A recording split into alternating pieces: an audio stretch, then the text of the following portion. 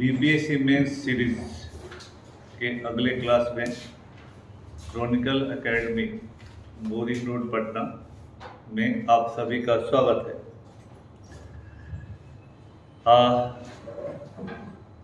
कुछ लोगों ने यूट्यूब पर लिखा है कि मेंस के बारे में ज़्यादा यूट्यूब नहीं है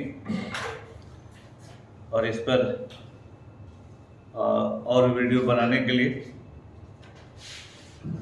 तो मेंस के लिए वीडियो बनाना उतना आसान नहीं होता है, क्योंकि मेंस में फैक्ट नहीं रटना होता है, ना चिल्लाना होता है। इसमें जो एक्सप्लेन करने की क्षमता है टीचर्स की, वो आती है।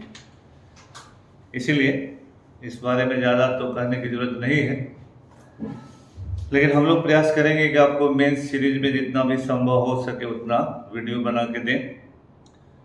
और लाइव क्लास का भी कुछ दिनों के बाद व्यवस्था हम कर रहे हैं, लेकिन तब तक के लिए जितना संभव है उतना हम लोग यूट्यूब के माध्यम से मेंस के लिए क्लास देंगे। अभी हम लोग मॉडर्न इंडिया को शुरू कर रहे हैं। हम लोग कम्प्रिहेंसिव पढ़ाते हैं, सेलेक्टिव नहीं पढ़ाएंगे। जो भी टॉपिक होगा उसको डिटेल में पढ़ाया जाएगा, ताकि उससे जुड़ा हुआ कोई भी सवाल आप सॉल्व कर सके। कुछ लोग ये भी लिखे हैं कि हमको बहुत एनर्जेटिक होकर पढ़ाना चाहिए, बहुत तेज से आवाज़ में पढ़ाना चाहिए। तो हमसे ये भी नहीं हो सकता है, हम चिल्ला के नहीं पढ़ा सकते, पढ़ाने का वो तरीका नहीं होता है। हम लोगों का मानना है, आप लोगों का मानना चिल्ला के पढ़ाना ही है, क्योंकि उन्हीं लोगों का व्यूअरशिप ज़्यादा है जो चिल्ला कर पढ़ाते हैं।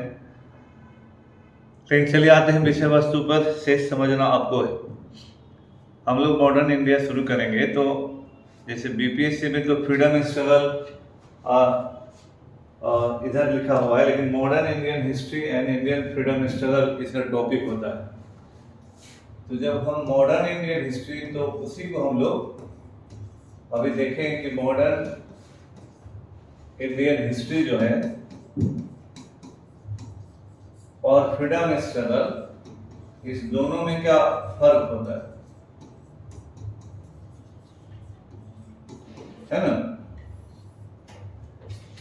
इससे पहले हम ये चाहेंगे जानना कि हाँ, मॉडर्न का मतलब क्या होता है।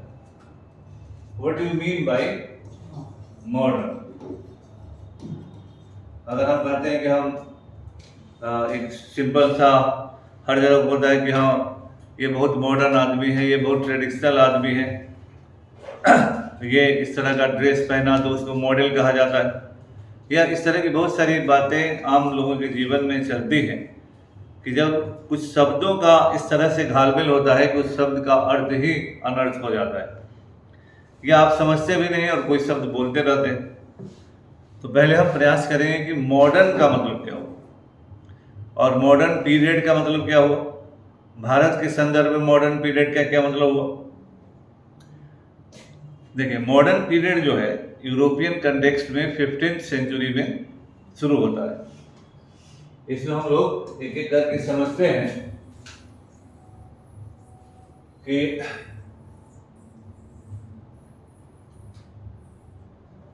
मॉडर्न पीरियड जो है उसका मतलब क्या है। जब 15th सेंचुरी में जब डिक्लाइन ऑफ फ्यूडलिज्म हो,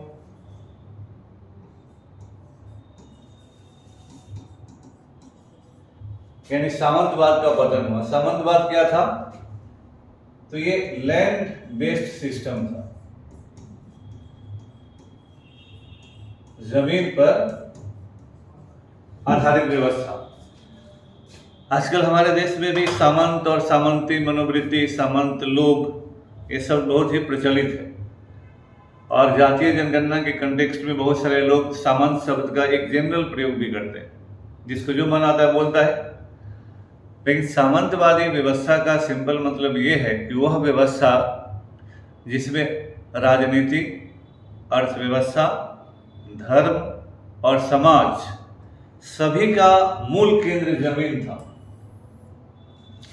जमीन के इर्द गिर्द घूमती हुई व्यवस्था, यानी राजा बड़ा कौन है, जिसके पास सबसे बड़े जमीन पर जिसका कब्जा है। तो इसका जो आकलन है वो जमीन के आधार पर हो रहा है। समाज में सबसे बड़ा कौन है?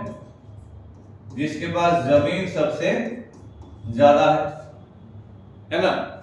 तो राजनीति में भी जमीन सबसे ज्यादा, जो बड़ा क्षेत्र पर अधिकार किया, बड़ा राजा हो, सामंत, महासामंत, राजा, महाराजा, ये सब जो आया है। धर्म क्या है? धर्म में मंदिर को भी जमीन ही दान में दिया जा रहा था। धर्म की रक्षा करना भारतीय समाज में राजा की जिम्मेदारी मानी गई है। तो दान देना, क्या दान देंगे? तो जिस पीरियड में धार्मिक संस्थानों और धर्म से जुड़े लोगों को नगद के बदले जमीन अनुदान में मिलने लगा, यही सामंतवाद का धर्म के जीवन में प्रवेश है।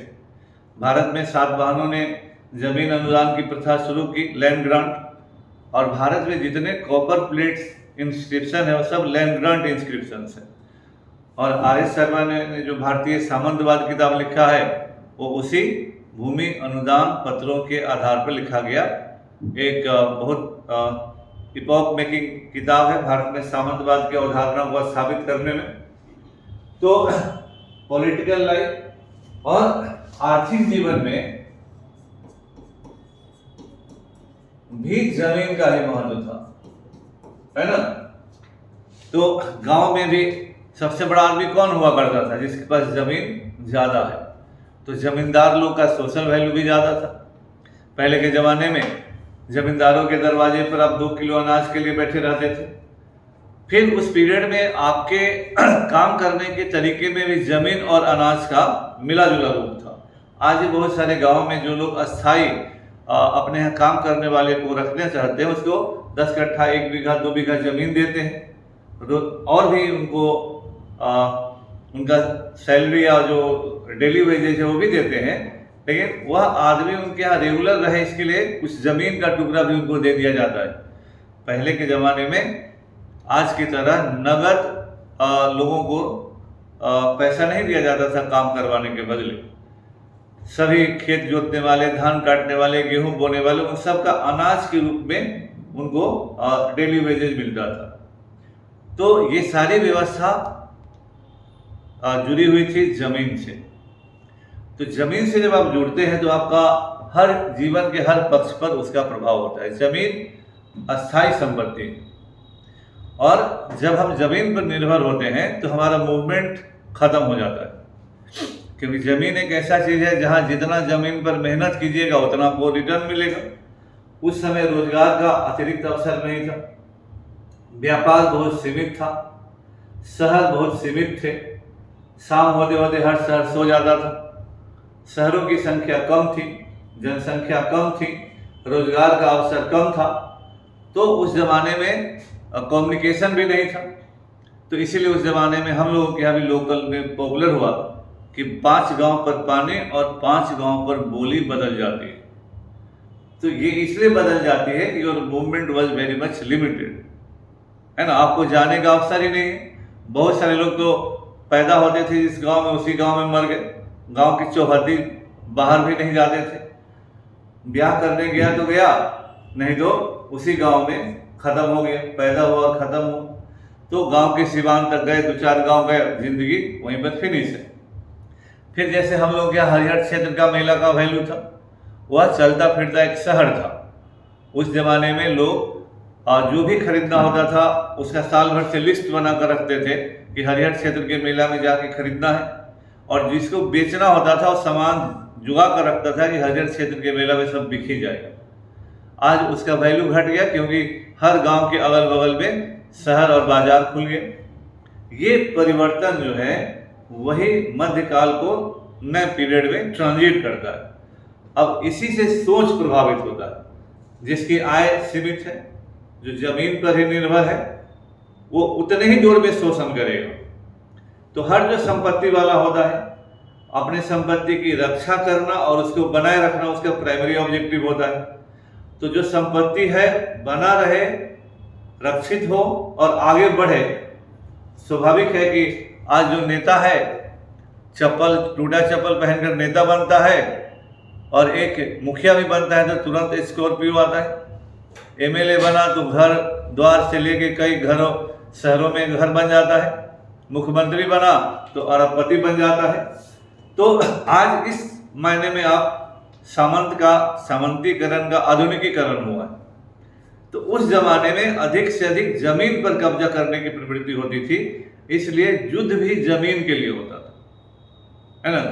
अगर राजपूत लोग उसके टिपिकल उदाहरण है इस आज के संदर्भ में, सामंतवाद के संदर्भ में, कि एक दूसरे, और राजपूत तो ज्यादा राजपूतों के खिलाफ लड़े।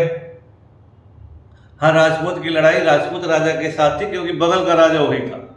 अब जो बगल का राजा हुआ उसी से लड़ेंगे, उसी के जमीन पर कब्जा करेंगे। तो जमीन पर आधारित सोच भी जमीन की तरह सीमित हो जाती है। पढ़ते हैं कि जितना ट्रैवल करेंगे उतना ट्रैवल करना भी ज्ञान अर्जित करना है। तो उस जमाने में ट्रैवल करने की संभावनाएं न के बराबर थी। तो सोच समझ सब कुछ सीमित हो जाता है। इसीलिए अल-बेरूनी ने कभी कहा भारत के लोगों के लिए कि भारत के लोग कुएं की मेंढक की तरह है, उसी कुएं में है, उनको लगता है पूरा संसार यही है, हमारा देश सबसे अच्छा, हमारा राजा सबसे अच्छा, हमारा समाज सबसे अच्छा। इसका मूल कारण होता है कि आप आउटसाइड वर्ल्ड के बारे में जानते ही नहीं, तो न जानेंगे न समझेंगे तो फिर तुलना किससे करेंगे। तो अब 10 आदमी है, उसी में तुलना करते हैं, हम बहुत तेज आदमी हैं, हम बहुत ज्ञानी आदमी हैं। अब जहाँ पर लोगों के पॉकेट में 100 रुपया होगा, वहाँ 1000 वाले को लगेगा कि हम तो बहुत धनी हैं, इसके मुकाबले 10 गुना मेरे पास है। जहाँ 1000 है उसका 1 लाख है तो 1 लाख वाला धनी बने, 1 लाख वाले में 10 लाख वाला है, 10 लाख वाला धनी बने। तो वही कंपैरेटिव चीज होता है। इसीलिए और समाज और दुनिया समय के हिसाब से हमेशा बदलता है। तो ये जो सामंतवाद है, जहां जमीन पर आधारित सब व्यवस्था, अब इस पीरियड में इन चीजों में बदलाव आएगा। अब क्या होगा कि हम जब पढ़ते हैं मॉडर्न हिस्ट्री वर्ल्ड का, तो पहला टॉपिक पढ़ते हैं डिक्लाइन ऑफ फेडरलिज्म, दूसरा पढ़ते हैं ज्योग्राफिकल डिस्कवरी, भौगोलिक खोज, फिर पढ़ते हैं रेनेसां, फिर पढ़ते हैं रिफॉर्मेशन, और फिर पढ़ते हैं राइज ऑफ नेशन स्टेट्स।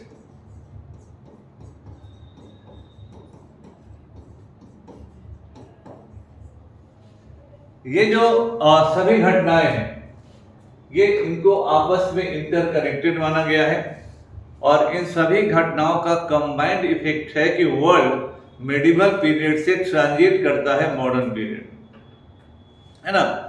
अब जैसे ये दूसरा जो चीज है ज्योग्राफिकल डिस्कवरी, भौगोलिक खोज, तो कहा गया कि मैगलन ने, कोलंबस ने, वास्को डी गामा ने, और a host of many geographical discoverers, they contributed in connecting the till then lost connection with the outside world। हम ही लोग नहीं, उस जमाने में यूरोप के लोग भी विश्वास करते थे कि पृथ्वी गोल है। उनको लगता था कि हम यहाँ पर है, सबसे ऊपर है, और अगर हम नीचे गए तो सीधे हम गिर जाएंगे, और कहाँ जाएंगे पता नहीं, पाताल में चले जाएंगे। तो उनको लगता था कि जहां हो वहीं रहो, there is no need to go outside, बाहर जाने की कोई जरूरत नहीं है। तो हम लोग कहते थे कि समुद्र का पानी छुए धर्म भ्रष्ट हो जाएगा। ये लोग कहते थे कि पृथ्वी गोल है, हम सबसे ऊपर हैं, यहां से जाएंगे तो नीचे गिर जाएंगे। फिर यूरोप के लोगों को लगता था कि अटलांटिक महासागर के बाहर कुछ है ही नहीं, है ना। तो इस तरह की भ्रांतियां न केवल हमारे देश के धर्म में थी, ये पूरे संसार में थी। ये समय होता है जहां इस तरह की भ्रांतियां बहुत सारे कारणों से स्वाभाविक तौर पर होती है। हमारे देश में भी थी, दूसरे देशों में भी थी, इसलिए कोई हमारा देश अजूबा नहीं है कि हमारे ही देश में सारा अंधविश्वास आया। मध्यकाल में ये अंधविश्वास आना स्वाभाविक था, और हम लोग एंशिएंट से मध्यकाल में क्यों गए तो उसका अलग अपना कहानी है ना। तो चूंकि हम लोग मॉडर्न पीरियड अभी देख रहे हैं, तो ज्योग्राफिकल डिस्कवरी में क्या हुआ, देश कोई पॉकेट में रखा हुआ सामान नहीं था या घर में रखा हुआ सामान नहीं था कि कोई आदमी चोर आया, दरवाजा तोड़ा और लेके भाग गया, है ना। इसमें जो सारी बातें थी, इसमें मूल बात क्या था कि your connection with outside world was disrupted. Why it was disrupted? There were so many reasons in the early medieval period, end of the ancient and the medieval period. Grand Roman साम्राज्य का विघटन हुआ, उसी समय इस्लाम का उदय हुआ और इस्लाम एक नई शक्ति के रूप में विश्व में छाता है. यूरोप और एशिया का व्यापार डिसरप्टेड होता है. Arab Sagar is captured by the Arabs. Initially Arab Sagar Europe से व्यापार का सबसे अच्छा माध्यम था. जब ग्रैंड रोमन एम्पायर था तो भारत और ग्रैंड रोमन एम्पायर से एंशिएंट पीरियड में बहुत अच्छा ट्रेड होता था. इस्लाम की राइज के बाद यूरोपियंस का कनेक्शन एशिया और अरब सागर, इस सबसे हिंद महासागर, अटलांटिक महासागर में लिमिटेड हो गया और तब वो सीमित हो गए. धीरे धीरे बाहर से उनका संपर्क कट गया और 400-500 साल का समय ऐसा गुजरा कि लोग भूल गए कि एशिया कहाँ है, मध्य एशिया कहाँ है, कौन देश कहाँ है ना. फिर 1453 में कुस्तुनतुनिया का पतन होता है, फॉल ऑफ कॉन्स्टेंटिनोपल.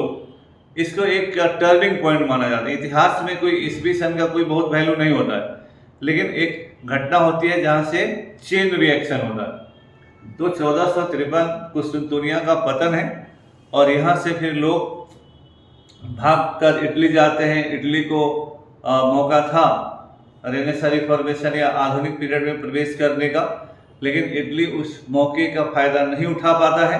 फिर स्पेन और पुर्तगाल ज्योग्राफिकल डिस्कवरी में डिस्कवरर्स को फाइनेंस करते हैं और वास्को डी गामा या मैगलन या कोलंबस ऐसे लोग नए नए भूभागों को डिस्कवर करते हैं. डिस्कवर का मतलब यहाँ सिर्फ इतना है कि जो पुरानी दुनिया का संपर्क जिन क्षेत्रों से टूट गया था उन क्षेत्रों से दोबारा संपर्क बनाया जाता है ना. तो ज्योग्राफिकल डिस्कवरी सिंपली मीन्स कि reconnection with the lost routes and the world. इन लोगों का योगदान ही, हालांकि इन क्षेत्रों को खोजने के कारण फिर इनको डिस्कवरर को कहा जाता है, इसने ये खोजा उसने वो खोजा, लेकिन देश कोई भुलाया हुआ चीज नहीं था.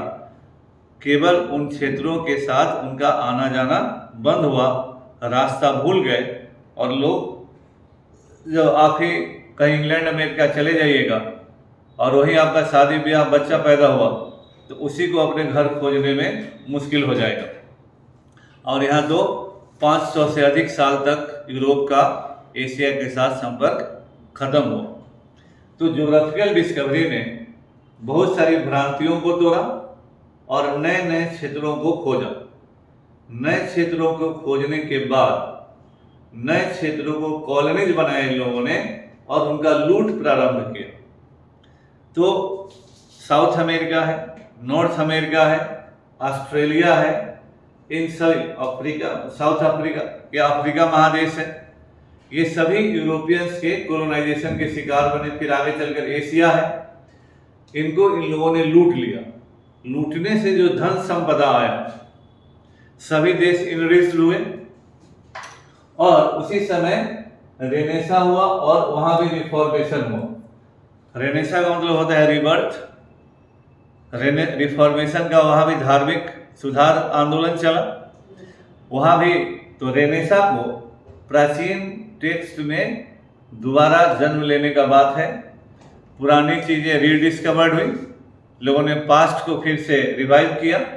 एक तरह से renaissance a sort of revivalist movement भी है, हालांकि उसमें मॉडर्न पीरियड का एलिमेंट इसी में आता है. वहाँ भी ईसाई धर्म में हम लोग के यहाँ की तरह हम लोग अपने धर्म को केवल देखते हैं, पढ़ते नहीं. वहाँ भी पोप कहते थे कि हाँ पाप मुक्ति पत्र खरीद लो, इसको खरीद लेने से सीधे सारे पाप से मुक्ति हो जाएगी.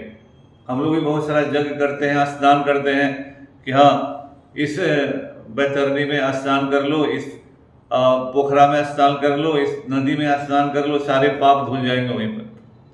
तो इस तरह की मेंटेलिटी वर्ल्ड वाइड होती है और इसी के प्रोटेस्ट में मार्टिन लूथर ने जर्मनी में जो शुरू किया उसको प्रोटेस्टेंट मूवमेंट कहा जाता है.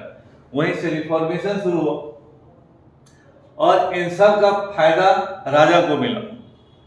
छोटे छोटे राज्य थे, स्टेट थे उस समय, और उस जमाने में पोप धार्मिक और राजनीतिक दोनों तरह का अधिपति था, हेड था। पोप कहेगा तो कोई राजा शादी करेगा, अगर पोप ने कह दिया कि शादी उचित नहीं है तो राजा भी नहीं बन पाएगा, और धर्म में तो उसकी बात थी। तो पोप का राज्य सबसे बड़ा राज्य था।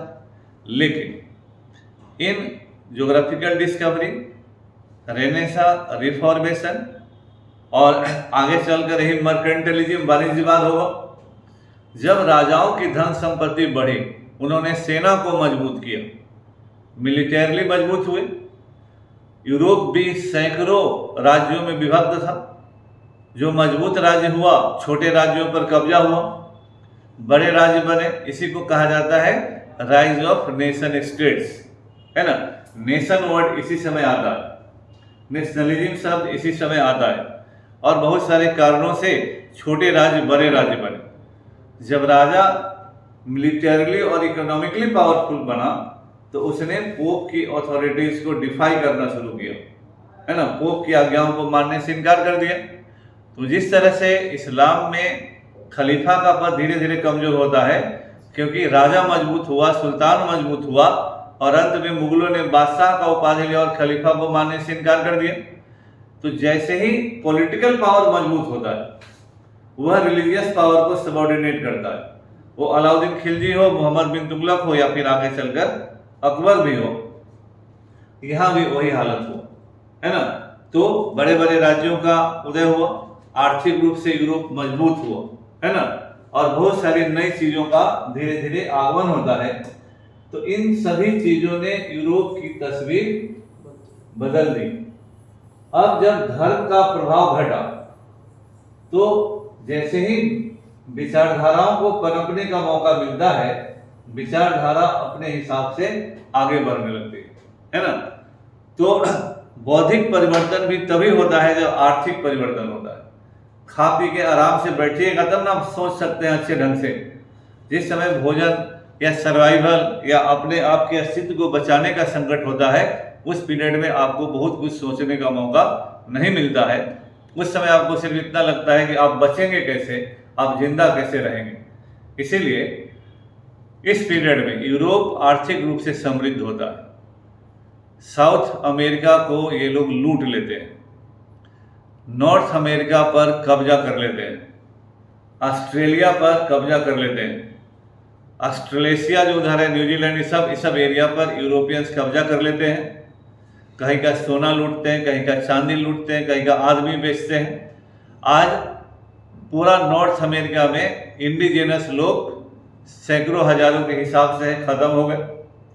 साउथ अमेरिका में इंडिजिनस लोगों को इन्होंने एलिमिनेट कर दिया। ऑस्ट्रेलिया में इसी तरह से जो स्थानीय लोग थे खत्म हो गए। ये सारे यूरोपियंस हैं जो वहाँ पर जाकर बस गए हैं। इतिहास में एक क्रूर प्रक्रिया भी चलती है, जब मजबूत कमजोरों को एलिमिनेट करते हैं, उनका जेनोसाइड करते हैं, उनके संसाधनों पर कब्जा करते हैं। मॉडर्न पीरियड में ये सब भी हीनियस क्राइम हुआ, लेकिन फिर लोग उसी में सिद्धांत निकला सर्वाइवल ऑफ द फिटेस्ट। तो लोगों ने कहा कि जो फिटेस्ट है वो सर्वाइव करेगा, जो अनफिट है वो डिसअपियर होगा, हारेगा, खत्म होगा, मरेगा। तो लेकिन इन सभी चीजों के बीच कुछ और विशेषताएं उभर कर आई, जो हम मिडिवल से जो अच्छे फीचर्स है मॉडर्न पीरियड। पहला क्या है, यही कहलाता है रैशनलिज्म।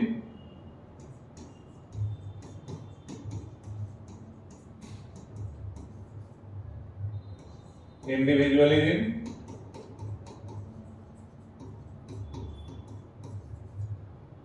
और ह्यूमनिज्म। ये तीन चीजें मॉडर्न पीरियड की विशेषताएं हैं। आप मॉडर्न तभी हैं जब आप में ये तीन विशेषताएं हैं।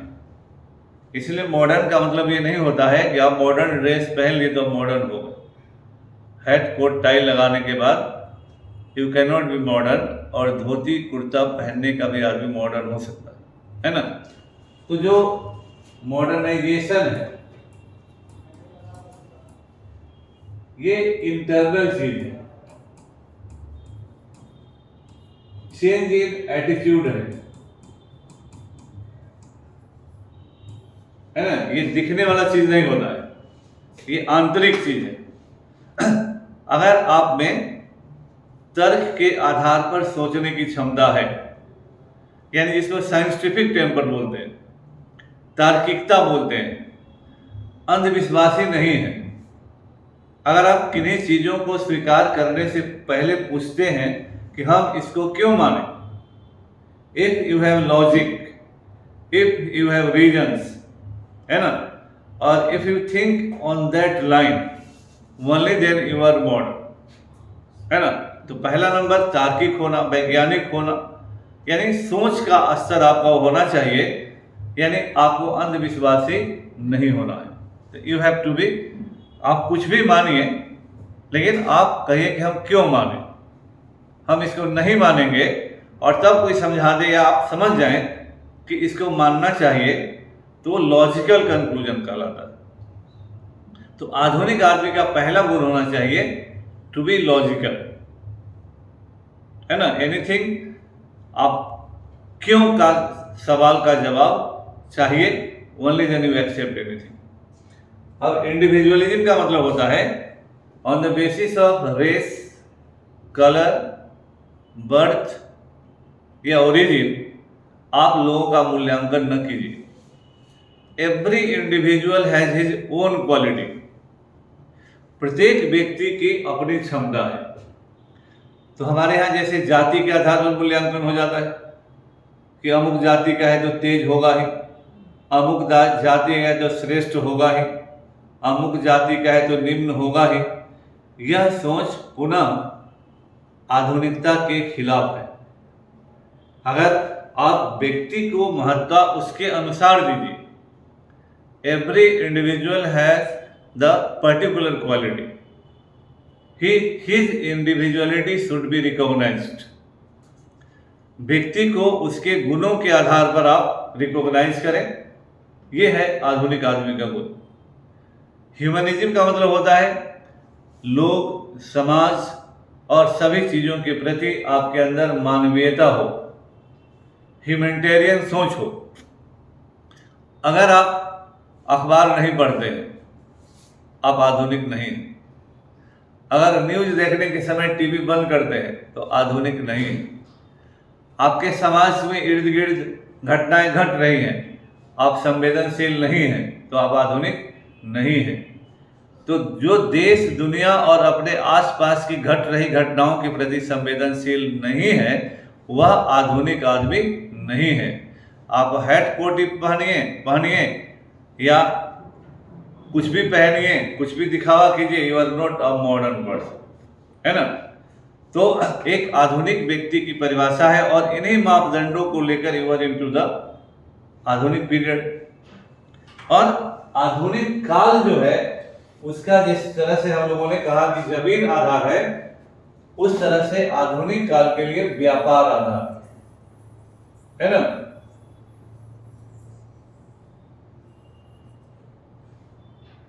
आज का समय जैसे जमीन पर आधारित था, लैंड बेस्ड सिस्टम था, तो अभी का सिस्टम है ट्रेड बेस्ड सिस्टम।